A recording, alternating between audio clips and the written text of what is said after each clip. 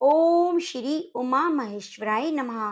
प्रिय भक्तजनों, आप सभी को जीवित पुत्रिका व्रत की हार्दिक शुभकामनाएं। इस दिन भगवान शिव, गणेश जी और माता पार्वती की विधि विधान से पूजा की जाती है और व्रत की 3 कथाएं सुनी जाती हैं, जिनके सुनने से ही व्रत का पूर्ण फल प्राप्त होता है। तो आज मैं आपको सुनाने जा रही हूँ इस व्रत में सुनी जाने वाली 3 विशेष कथाएं, जिनमें कहानी है पहली सियारिन की, दूसरी जीमूत वाहन राजा की और तीसरी भगवान श्री कृष्ण की। तो आप प्रिय भक्तजनों, इन कथाओं को पूरी श्रद्धा और प्रसन्नचित्त मन से पूरा अवश्य सुनिए। एक वन में सेमर के पेड़ पर एक चील रहती थी। पास की झाड़ी में एक सियारिन भी रहती थी। दोनों में खूब पड़ती। चीलो जो भी खाने को लेकर आती, उसमें सियारिन के लिए जरूर हिस्सा रखती। सियारिन भी चीलो का ऐसा ही ध्यान रखती। इस तरह दोनों के जीवन आनंद से कट रहे थे। एक बार वन के पास गांव में औरतें ज्योतिया के पूजा की तैयारियां कर रही थी। चीलों ने उसे बड़े ध्यान से देखा और अपनी सखी सियारों को भी बताया। फिर चीलों और सियारों ने तय किया कि वे भी व्रत करेंगी। सियारों और चीलों ने जितिया का व्रत रखा। बड़ी निष्ठा और लगन से दोनों दिन भर भूखे प्यासे मंगल कामना करते हुए व्रत में रही। मगर रात होते ही सियारिन को भूख प्यास सताने लगी। जब बर्दाश्त ना हुई तो जंगल में जाकर उसने मांस और हड्डी पेट भरकर खाई। चीलों ने हड्डी चबाने की कड़कड़ की आवाज सुनी तो पूछा, यह कैसी आवाज है? सियारिन ने कह दिया, बहन भूख के मारे पेट गुड़गुड़ा रहा है और यह उसी की आवाज है। मगर चीलों को पता चल गया। उसने सियारिन को खूब लताड़ा कि जब व्रत नहीं हो सकता तो संकल्प क्यों लिया। सियारिन लजा गई, पर व्रत भंग हो चुका था। चीलो रात भर भूखी प्यासी रहकर व्रत पूरा किया। अगले जन्म में दोनों मनुष्य रूप में राजकुमारी बनकर सगी बहनें हुई। सियारिन बड़ी बहन हुई। उसकी शादी एक राजकुमार से हुई। चीलो छोटी बहन। उसकी शादी उसी राज्य के मंत्री पुत्र से हुई। बाद में दोनों राजा और मंत्री बने। सियारिन रानी के जो भी बच्चा होता वह मर जाता, जबकि चीलों के बच्चे स्वस्थ और हट्टे कट्टे रहते। इससे उसे जलन होती। उसने कभी उनका सर कटवाकर डब्बे में बंद कर दिया, पर वह शीश मिठाई बन जाती। बच्चों का बाल तक बांका ना होता। बार बार उसने अपनी बहन के बच्चों और पति को मारने का प्रयास किया, परंतु सफलता ना मिली। आखिरकार देवयोग से उसे भूल का एहसास हुआ। उसने क्षमा मांगी और बहन के बताने पर जीवित पुत्री का व्रत विधि विधान से किया, तो उसके पुत्र भी जीवित हो गए। तो प्रेम से बोलिए, शिव शंकर भगवान की जय हो। गंधर्वों के राजकुमार का नाम जीमूत वाहन था। वे बड़े उदार और परोपकारी थे। जीमूत वाहन के पिता ने वृद्ध अवस्था में वानप्रस्थ आश्रम में जाते समय इनको राज सिंहासन पर बिठाया, किंतु इनका मन राजपाट में नहीं लगता था। वे राज्य का भार अपने भाइयों पर छोड़कर स्वयं वन में पिता की सेवा करने चले गए। वन में ही जीमूत वाहन को मलयवती नामक राजकन्या से भेंट हुई। दोनों में प्रेम हो गया। एक दिन जब वन में भ्रमण करते हुए जीमूत वाहन काफी आगे चले गए, तब उन्हें एक वृद्धा विलाप करते हुए दिखी। पूछने पर वृद्धा ने रोते हुए बताया, मैं नाग वंश की स्त्री हूँ। मुझे एक ही पुत्र है। पक्षीराज गरुड़ के कोप से मुक्ति दिलाने के लिए नागों ने यह व्यवस्था की है। वे गरुड़ को प्रतिदिन भक्षण हेतु एक युवा नाग सौंपते हैं। आज मेरे पुत्र शंखचूड़ की बलि का दिन है।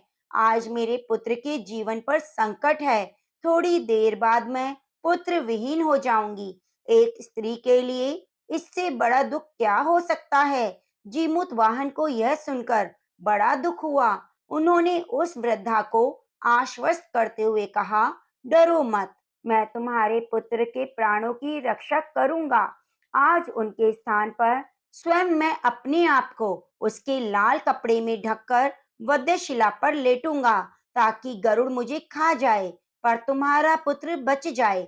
इतना कहकर जीमूतवाहन ने शंखचूड़ के हाथ से लाल कपड़ा ले लिया और लपेटकर गरुड़ को बलि देने के लिए चुनी हुई वध्यशिला पर लेट गए। नियत समय पर गरुड़ बड़े वेग से आए और लाल कपड़े में ढके जीमूत वाहन को पंजे में दबोचकर पहाड़ के शिखर पर जाकर बैठ गए। गरुड़ ने अपनी कठोर चोंच का प्रहार किया और जीमूत वाहन के शरीर से मांस का बड़ा हिस्सा नोच लिया। इसकी पीड़ा से जीमूत वाहन की आंखों से आंसू बह निकले और वह दर्द से कराहने लगे। अपने पंजे में जकड़े प्राणी की आंखों में से आंसू और मुंह से कराह सुनकर गरुड़ बड़े आश्चर्य में पड़ गए, क्योंकि ऐसा पहले ना हुआ था। उन्होंने जीमूत वाहन से उसका परिचय पूछा। जीमूत वाहन ने सारा किस्सा कह सुनाया कि कैसे एक स्त्री के पुत्र की रक्षा के लिए वह अपने प्राण देने आए हैं। आप मुझे खाकर भूख शांत करें। गरुड़ उनकी बहादुरी और दूसरे की प्राण रक्षा के लिए स्वयं का बलिदान देने की हिम्मत से बहुत प्रभावित हुए। उन्हें स्वयं पर पछतावा होना लगा। वे सोचने लगे कि एक यह मनुष्य है जो दूसरे के पुत्र की रक्षा के लिए स्वयं की बलि दे रहा है, और एक मैं हूँ जो देवों के संरक्षण में हूँ, किंतु दूसरों की संतान की बलि ले रहा हूँ। उन्होंने जीमूत वाहन को मुक्त कर दिया। गरुड़ ने कहा, हे उत्तम मनुष्य, मैं तुम्हारी भावना और त्याग से प्रसन्न हूँ। मैंने तुम्हारे शरीर पर जो घाव किए हैं उसे ठीक कर देता हूँ। तुम अपनी प्रसन्नता के लिए मुझसे वरदान मांग लो। राजा जीमूतवाहन ने कहा, हे पक्षीराज, आप तो सर्वसमर्थ हैं। यदि प्रसन्न हैं और वरदान देना चाहते हैं, तो आप सर्पों को अपना आहार बनाना छोड़ दें।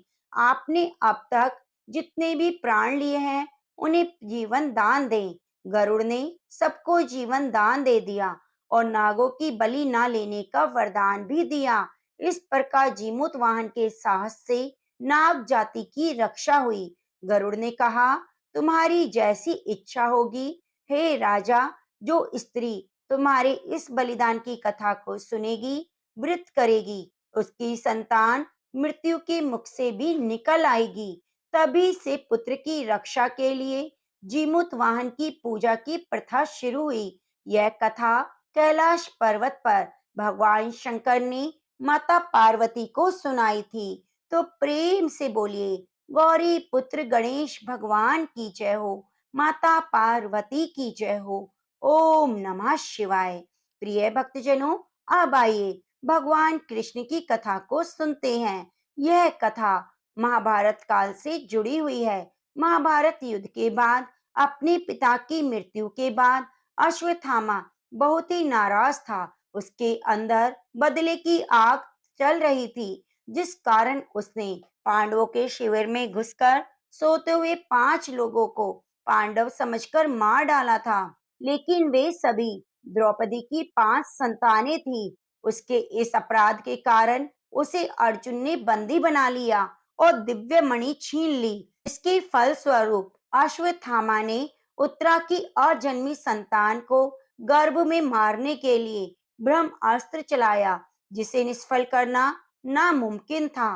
उत्तरा की संतान का जन्म लेना भी आवश्यक था, जिस कारण भगवान कृष्ण ने अपने सभी पुण्यों का फल उत्तरा की अजन्मी संतान को देकर उसके गर्भ में पुनः जीवित किया।